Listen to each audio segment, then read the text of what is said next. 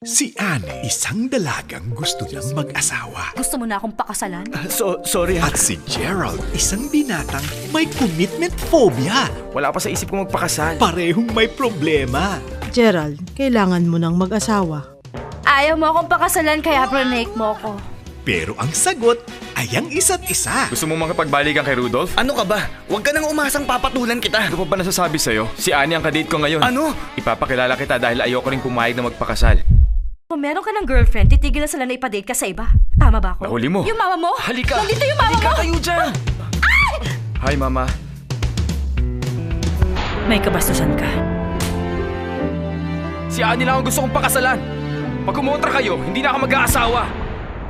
ABS-CBN proudly presents a feel-good Korean novela para sa lahat ng in love at gustong ma-in-love. Hindi kaya meron ka na nade-develop na feelings para sa akin? Para saan? Papakita ko to sa kanila. 2, 3. Napasulyap-sulyap, magpapapansin sa First and true home of Asian novelas. kapalitan ng mga mensahe. Kilig na kilig ako.